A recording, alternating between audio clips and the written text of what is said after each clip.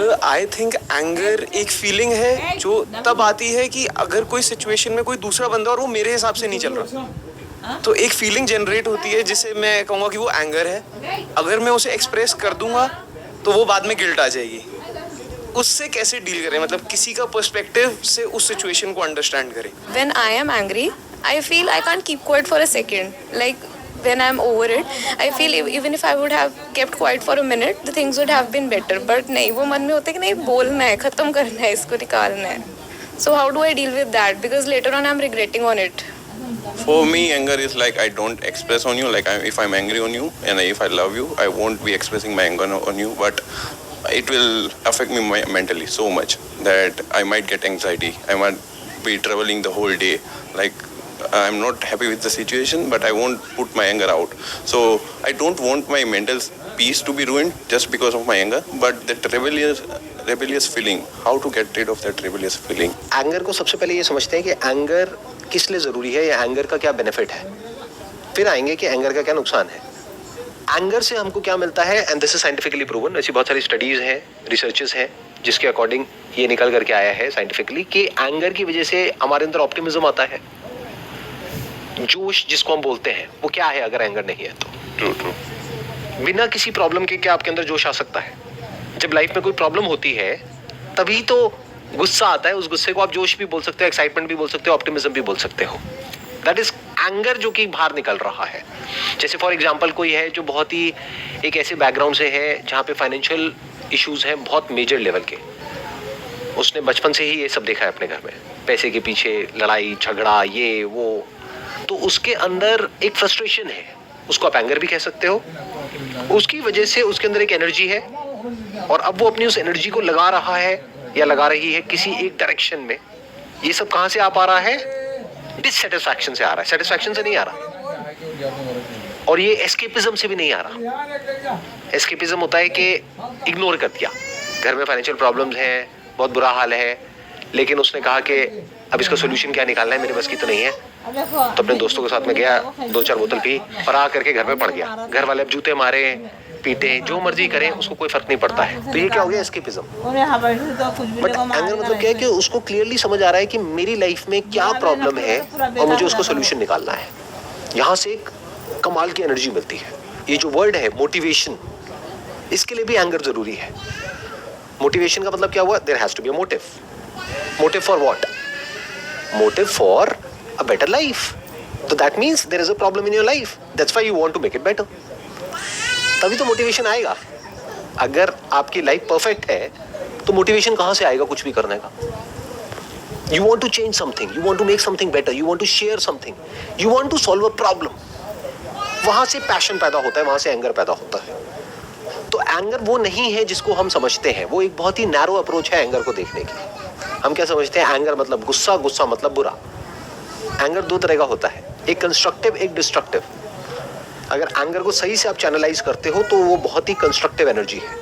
Like I have been in this situation like in 4 years back where I was doing a mediocre job. That time I had this anger that I want to get over this situation, like as you told, financially. But that time I got hypertension. Like so that's a side effect of anger. जब आप उस situation में थे तो हुआ क्या कि उस एंगर की वजह से अंदर ही अंदर एक फ्रस्ट्रेशन ट्रिगर हो गई। क्यों? क्योंकि प्रॉब्लम तो थी बट उसको सोल्यूशन नहीं निकल पा रहा था। तो वो एक फेज होता है जो हर एक की लाइफ में आता है। When we feel entangled, when we feel stuck, जब ऐसा लगता है कि सांस नहीं आ रही है, सफोकेट हो जाते हैं हम। ये सब मैंने फील किया है अपनी लाइफ में, आप लोगों ने भी कभी ना कभी फील किया होगा कि ऐसा लगता है हम चारों तरफ से ट्रैप्ड हैं और कोई रास्ता नजर नहीं आ रहा होता है। तो एक टेम्पररी फेज आता है जब हमें समझ नहीं आ रहा होता है क्या करें, but this is part of the process. यहाँ से हो करके ही आप नेक्स्ट स्टेप पे पहुंच सकते हो, वो है सोल्यूशन। लाइफ में जब भी कुछ करना होता है ना, तो एक ये फेज आता ही आता है। इस फेज में इंसान के पास में 2 ऑप्शंस होते हैं। एक ये कि वो बड़ी एक पेनफुल स्टेट है, सफोकेटिंग लग रहा है, तो जहां से भी थोड़ी सी भी हवा आ रही है वो ले लो। ऐसा है जैसे सांस नहीं आ रही तो जहां से भी आ रही है वहां से ले लो। इंटरनेट पे टाइम पास करने लग जाओ, दोस्तों के साथ में जाकर के टाइम पास करने लग जाओ, मतलब कि वहां से ध्यान ही हटा लो, जो आपकी प्रॉब्लम है वहां से ध्यान हटा लो। That is called escapism. जो एस्केपिस्ट होते हैं उनके अंदर धीरे धीरे एंगर खत्म हो जाता है। तो आप लोगों का क्वेश्चन क्या है कि एंगर को कैसे खत्म किया जाए या एंगर को चैनलाइज कैसे किया जाए? चैनलाइज कैसे किया जाए? और चैनलाइज करने का जो पहला स्टेप होता है वो होता है सफोकेशन, क्योंकि जब तक वो सोल्यूशन नहीं निकलता है तब तक इरिटेशन भी होती है, प्रॉब्लम भी होती है, फ्रस्ट्रेशन भी होती है, सब कुछ होता है। बट अगर आप कहते हो मुझे वो नहीं चाहिए, तो दूसरी तरफ एक कंफर्ट जोन मिलेगा आपको। तो never ask this question to anybody कि मैं एंगर से कैसे बचूं। एंगर से बचना नहीं है। जिस दिन आपके अंदर से एंगर पूरी तरह से निकल गया, उस दिन पैशन भी खत्म हो जाएगा। But we have to deal with the side effects, right? Side effects are part of the medicine. Anger is just like any other medicine. Medicine किस लिए होती है? किसी बीमारी को ठीक करने के लिए। बीमारी क्या है? प्रॉब्लम है। तो कोई प्रॉब्लम का सोल्यूशन निकालने के लिए you need anger, you need some kind of frustration with the problem, तभी तो आप निकालोगे, नहीं तो आप कहोगे चलता है। ये इंडिया में एक बड़ा टिपिकल डायलॉग है जो आपने गली गली में सुना होगा या सुनते होगे सुबह से रात तक। सब कुछ बेकार है लेकिन चलता है, सड़कें खराब है लेकिन चलता है, पोल्यूशन है लेकिन चलता है, ट्रैफिक रूल्स कोई फॉलो नहीं कर रहा है लेकिन चलता है, लाइफ की धज्जियां उड़ी हुई, जो मैं काम कर रहा हूं मुझे पसंद नहीं है लेकिन चलता है, बीवी पसंद नहीं है लेकिन चलती है, या हस्बैंड पसंद नहीं है और चलता है, सब कुछ चलता है। मतलब क्या? Compromise, adjustment. ऐसे लोगों में एंगर नहीं मिलेगा। क्यों? क्योंकि सब कुछ ही चलता है। But the moment you are open to problems, तो फ्रस्ट्रेशन आती है, गुस्सा आता है। आपको एक बहुत इंटरेस्टिंग फिनोमेना बताता हूँ जो मैंने कई लोगों में ऑब्जर्व किया है। फॉर एग्जाम्पल, शादी हो गई है, पति का या पत्नी का एक्स्ट्रा मैरिटल अफेयर चल रहा है कहीं पे, दूसरे को पता है उसके बारे में, लेकिन शो ऐसे कर रहे हैं कि मुझे पता ही नहीं। ये क्या हो रहा है? सोचा है कभी? बिकॉज सर आई फील कि हम लोगों का ब्रॉटअप ही उस तरीके से होता है कि हमारे पेरेंट्स या हमारे रिलेटिव्स या हमारे जितने भी सराउंडिंग्स में लोग हैं वो हमें मोस्ट ऑफ द टाइम्स बचपन से ये सिखाते हैं कि we need to adjust to maintain our relationships, we need to compromise on certain things to maintain our relationships and to take them for forever or maybe to long runs. और इसकी वजह से क्या होता है कि हम इतना ज़्यादा इग्नोर कर देते हैं कि हमारी जो सिचुएशंस हैं या जो हमारी सराउंडिंग्स हैं या जो हमारा एनवायरनमेंट है या जो हमारी दुनिया है जहाँ पर हम रह रहे हैं वो बद से बदतर होती चली जाती है, क्योंकि कोई कुछ करता ही नहीं है, कोई रिस्पॉन्सिबिलिटी लेने को तैयार ही नहीं है। जहाँ आपने रिस्पॉन्सिबिलिटी ली, एंगर आएगा, क्योंकि जैसी आपने रिस्पॉन्सिबिलिटी ली कुछ भी करने की, कभी आपके हिसाब से कुछ होगा, कभी नहीं होगा, कभी सोल्यूशन निकलेगा, कभी नहीं निकलेगा, कभी सोल्यूशन निकालोगे, सोल्यूशन खुद अपने आप में एक प्रॉब्लम बन जाएगा जो एक्चुअल प्रॉब्लम से भी बड़ी प्रॉब्लम होगी। अब क्या करोगे? गुस्सा आएगा। तो रिस्पॉन्सिबिलिटी का जो बाय प्रोडक्ट है दैट इज एंगर। एंगर में शॉर्ट टर्म में जब तक सोल्यूशन नहीं निकलता है तब तक सफोकेशन होती है।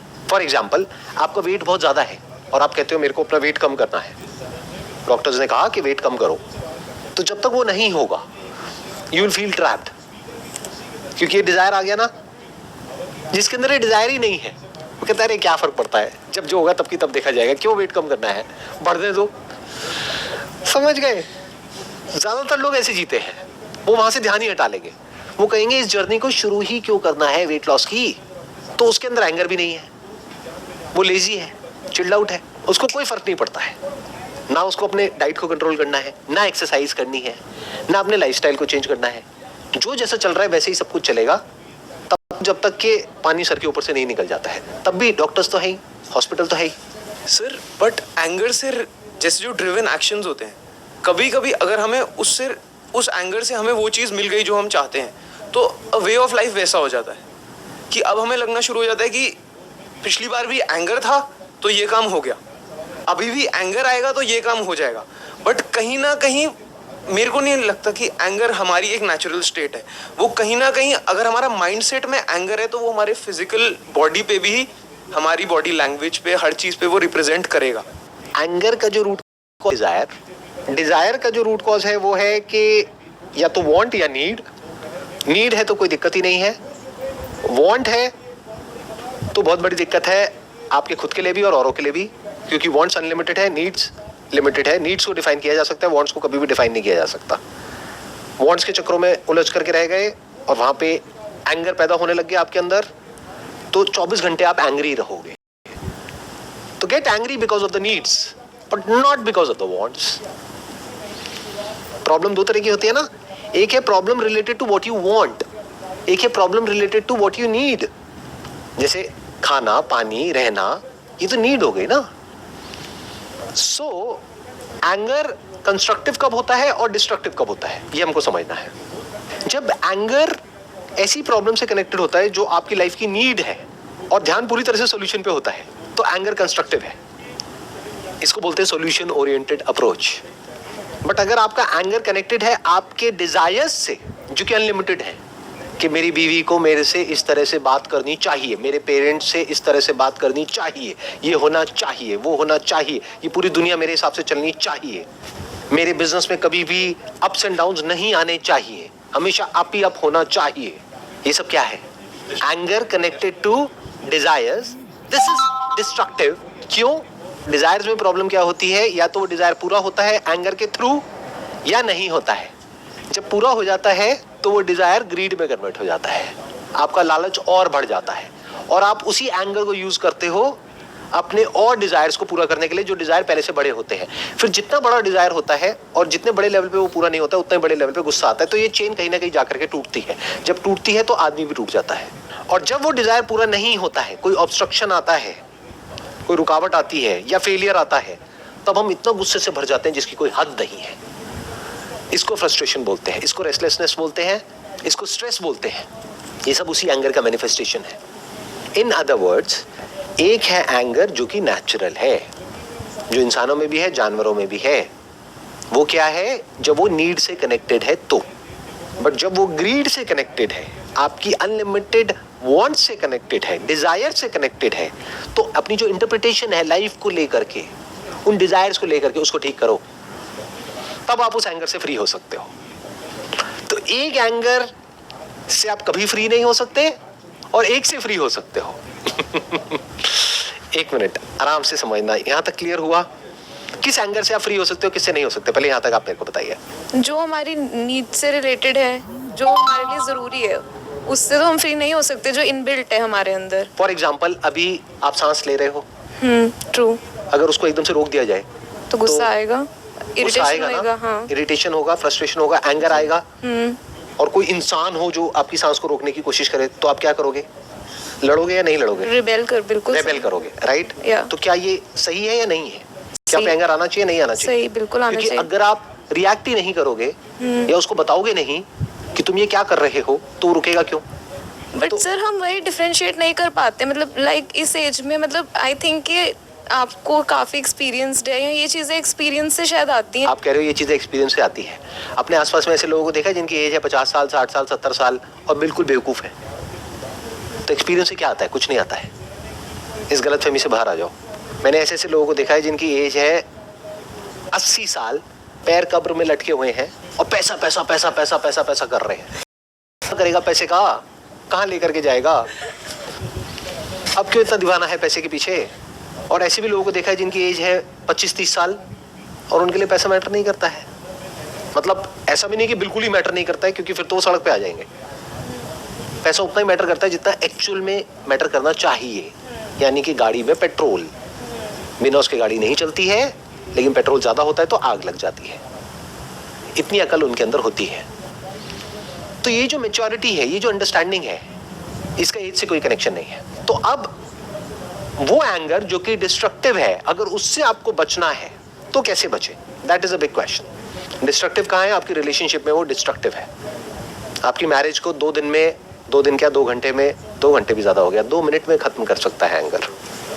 तब उससे कैसे बचे? सही से इंटरप्रेट करो लाइफ को।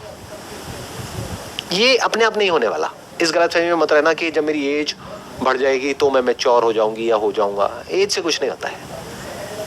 इसके लिए बारीकी से लाइफ के एक एक एस्पेक्ट को समझना होता है। जैसे बोलते नहीं, जब जागो तभी सवेरा। तो जब आपने समझना शुरू कर दिया, तब से समझ जाओ आपको समझ आना शुरू हो गया। सर, समटाइम्स क्या होता है कि हमें पता है हमें गुस्सा आ रहा है और बाद में हम इसको रिग्रेट भी करेंगे, बट ना हमारे मन के अंदर होता है कि नहीं यार, इस टाइम पे ये चीज़ बोलनी है। मतलब चाहे किसी के साथ भी, may be relationships with parents, with relatives, with friends, कई बार होता है कि हमें पता है कि नहीं यार, इतना ज़्यादा गुस्सा करने की भी ज़रूरत नहीं है, बट उस टाइम पर इतना आ रहा होता है कि कंट्रोल नहीं होता, कि ऐसा लगता है नहीं यार, बोल के ही ख़त्म होगा। अभी तक मैंने जो बात करी एंगर की, वो करी इन रिलेशन टू करियर।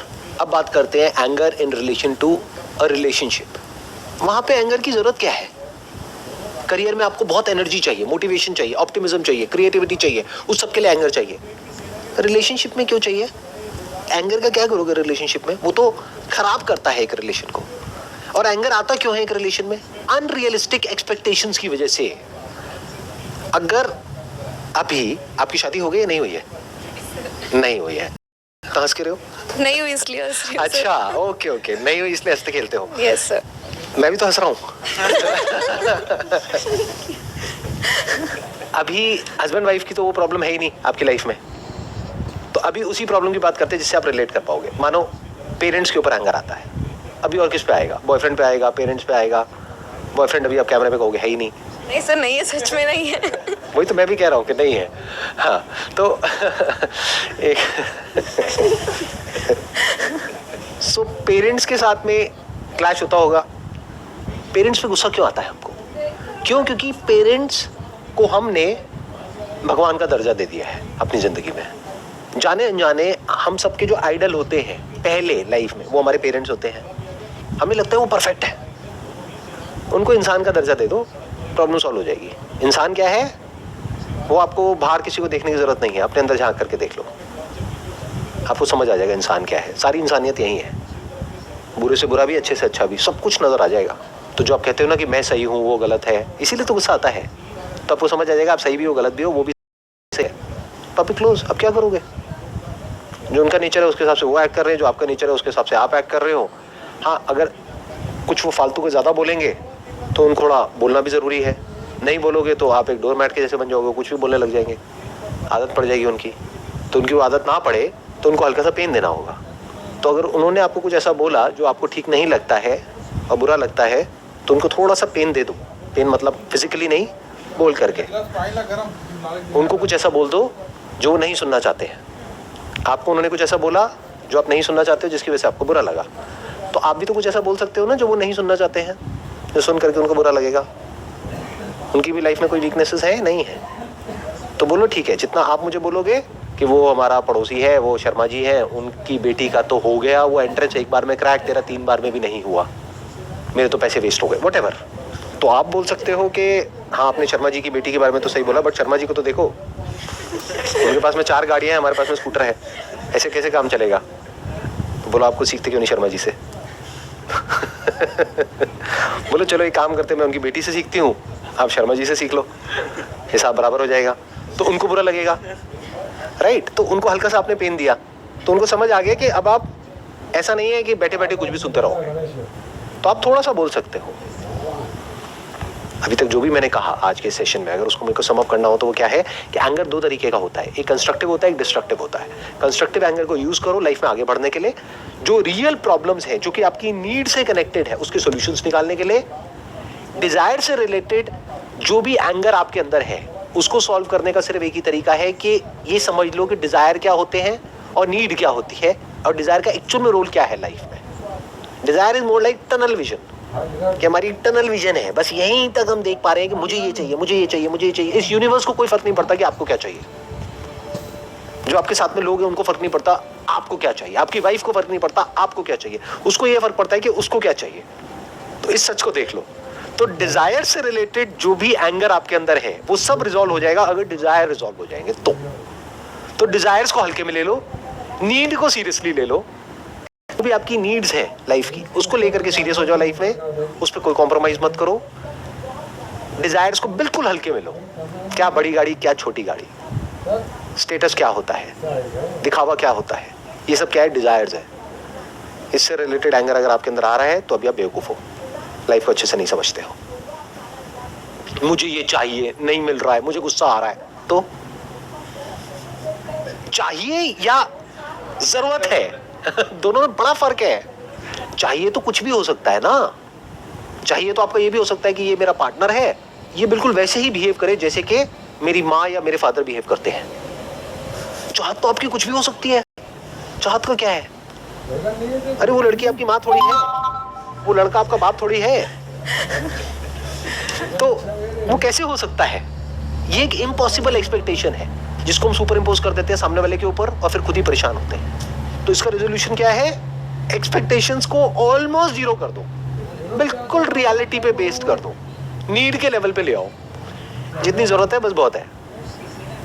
वांट्स को बीच में से बिल्कुल हटा दो, तो आप देखोगे लाइफ सिंपल हो जाएगी। I that sums up the entire conversation या डिस्कशन जो भी आज हमने यहाँ पर करी है। Wish you all the best. It was pleasure talking to you and pleasure meeting you. Thanks. सीमा का जाको बोला जा रहा, वो तो जा रहा हूँ बोला, अब तक नहीं आया। 11:30 छोरे लगा के फिरोज को लगा, कमीने को क्या कर रहा है, 11:30 छोरे तक